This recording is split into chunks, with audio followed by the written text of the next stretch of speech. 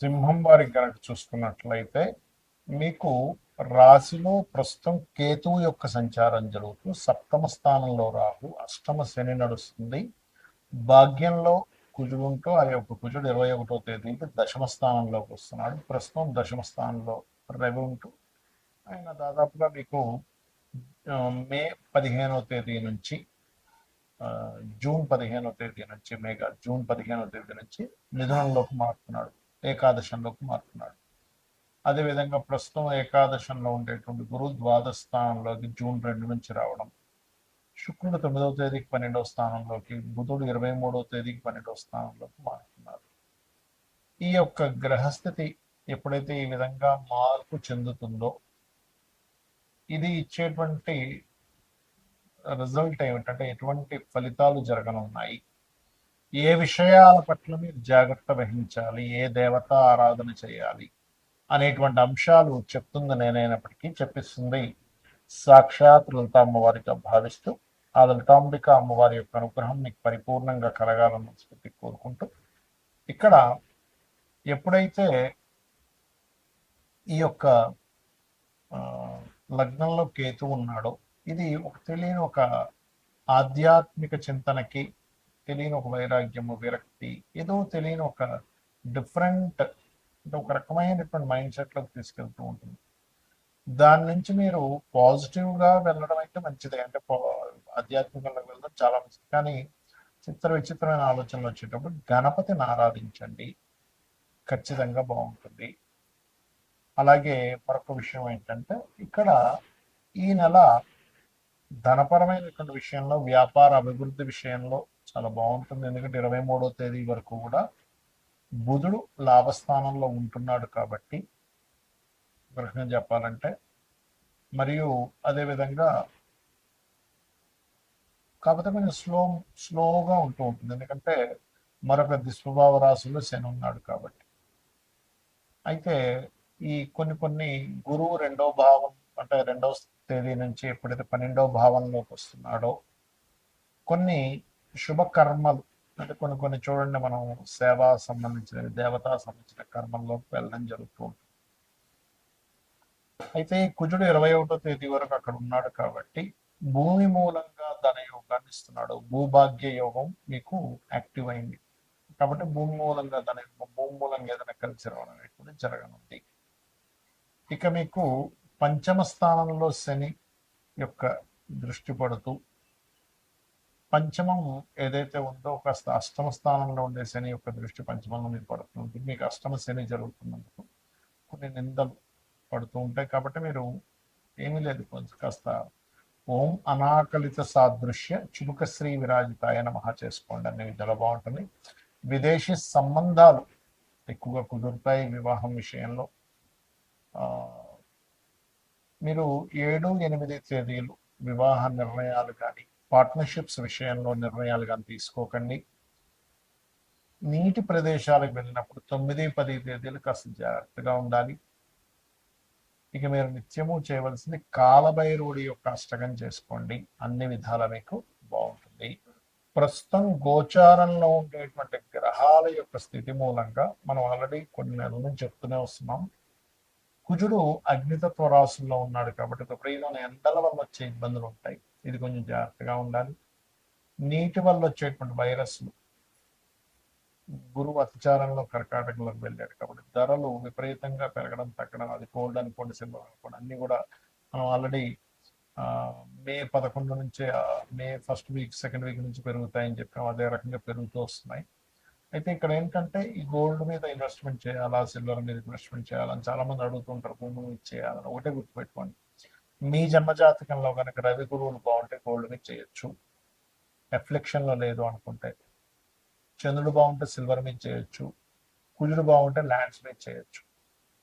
మీ చతుర్థ భావం కూడా బాగుంటుంది దాంతోపాటు, కుజుడితో పాటు, అప్పుడు ల్యాండ్స్ మీద మీకు కలిసి వస్తుంది. అయితే ఎప్పుడు కూడా ఈ గోచార ఫలితాలు గోచారంలో ఇటువంటివి ఇస్తూ ఉన్నప్పటికీ మీ జన్మజాతకంలో అసలు ఏముంది అనేది చూసుకోవాలి. ఎప్పుడు కూడా మీ జన్మజాతకంలో కనుక మీకు లగ్నాధిపతి ఎలా ఉన్నాడు, లగ్నం ఎందుకు బలహీనంగా ఉందా బలంగా ఉందా, అది గోచారంలో ఏదైనా మీ లగ్నాన్ని అప్లిక్ చేస్తుందా అనేది చూసుకోవాలి. అప్పుడు ఏమవుతుందంటే మీకు అది ఏ గ్రహం ద్వారా మీకు ఎఫ్లిక్ట్ అవుతుందో దానికి దానం ఇచ్చుకున్న దాని మంత్రం చేసుకున్న మీకు క్లియర్ అయిపోతుంది. ఏం టెన్షన్ పడక్కర్లేదు. ఏలినాటి వచ్చేసింది, కాలసర్ప దోషం ఉంది, ఇలాంటివి ఏం పెట్టుకోకండి. మీరు నిత్యము మీరు మీ ఇష్టదైవాన్ని ఆరాధించుకుంటూ నిత్యము లలిత చదువుకోవడము, ఉదయం సాయంత్రం ఏదైనా చక్కగా ఒక ఆలయానికి వెళ్ళడం చేస్తే మీ చుట్టూ మీ ఆరాలో పాజిటివ్ ఎనర్జీ ఎప్పుడైతే వచ్చిందో దేనికి భయపడాల్సిన అవసరం ఉండదు. కాకపోతే ఇక్కడ ఏంటంటే ఆస్ట్రాలజీ ఎందుకు, నీ జ్యోతిషాస్త్రం ఎందుకుందంటే మీకు ఒక మార్గం చూపించడం, జ్యోతి అంతే కదండి, వెలుగు, జ్యోతిష్యము అంటారు. కాబట్టి వెలుగునిస్తుంది. అసలు మీకు ధనయోగం ఎందులో ఉంది అనేది మీ జాతకం చెప్తుంది. ఈ మార్గంలో వెళ్తే, ఈ ప్రొఫెషన్లో ఉంటే, ఇది చదువుకుంటే, ఈ వ్యాపారం చేస్తే, ఈ ఈ సమయంలో వ్యాపారం చేస్తే, ఇటువంటి వాటికి సంబంధించిన సర్వీసెస్ లేకపోతే ఉద్యోగం చేయాలనే దాన్ని ఒక క్లారిటీ ఇస్తుంది. అదేవిధంగా మీరు చేసే ప్రయత్నాలు అనుకోండి, మీరు ఉండే డైరెక్షన్ అంటే మీరు ఎప్పుడు గృహం కొనుక్కోవాలి, ఏ డైరెక్షన్లో నివసిస్తే మంచిది అనేది మీ చతుర్థ భావం. సంతానం ఎందుకు అభివృద్ధి అవ్వట్లేదు, సంతానం కలగాలంటే ఏంటి, కలగకపోవడానికి కారణాలు ఏమిటి, కలిగినా ఎందుకు వారు అలా ఉంటున్నారు, దానికి రెమెడీ ఏం చేసుకోవాలని మీ పంచమ భావంలో. రుణరోగ శత్రుభావం అంటారు. అంటే మనం పూర్వజన్మంలో చేసినటువంటి కర్మలు రుణము రూపంలోని, రోగము రూపంలోని, శత్రు రూపంలో వస్తుందట. దాన్ని మీ ఆరోభావంలో ఉండేటువంటి గ్రహాల యొక్క స్థితిగతులను బట్టి మీరు దాన్ని సెట్ చేసుకోవాలి. అలాగే మరొక విషయం ఏంటంటే ఇక్కడ గమనించినట్లయితే ఈ జాతక చక్రంలో ముఖ్యంగా మీకు అష్టమం అంటే ఆకస్మిక సంఘటనలు, దశమం వృత్తి, లాభం వ్యాపార సంబంధించినటువంటి విషయాలు ఏవైతే ఉంటాయో ఇక్కడ ప్రధానంగా మీ యొక్క పర్సనల్ చార్ట్లో ఎలా ఉంది అనేటువంటి విషయాలను చూసుకోవాలి. అవి ఏమి చూసుకోకుండా కేవలం మీరు ఏలినాటి శని వచ్చేసింది, అర్ధాష్టమి శని వచ్చింది, దాని ప్రభావం ఉండదని నేను చెప్పట్లే. అది ఉన్నప్పటికీ మీరు ఏలినాటి శని ఉన్న ఎవరైనా సరే ఓం అనాకలిత సాదృశ్య చుబుక శ్రీ విరాజిత అయిన మహామంత్రం చేసుకోవడము, గోవులకు కాస్త బెల్లము తినిపించడము, మరియు అదే విధంగా మరొక విషయం ఏంటంటే ఇక్కడ గమనించినట్లయితే ఈ యొక్క ఈ నిత్యము కూడా ఎల్నాటి శని ఉండేటువంటి వారు కాస్త శనివారం పూట కాస్త ఏంటంటే నువ్వులు నూనె ఒంటికి రాసుకొని దాని తర్వాత స్నానం చేయడం ద్వారా కూడా మీకు ఎల్నాటి శని యొక్క ప్రభావం తగ్గుతుంది, గుర్తుపెట్టుకోండి. ఇక మీరు ఇంకొక విషయం ఏంటంటే ఇక్కడ మీరు అర్థం చేసుకోవాల్సింది, ఇన్వెస్ట్మెంట్స్ చేసే విషయంలో, విదేశాలకు వెళ్ళే విషయంలో కూడా ఒక సమయం అనేటువంటిది ఉంటుంది.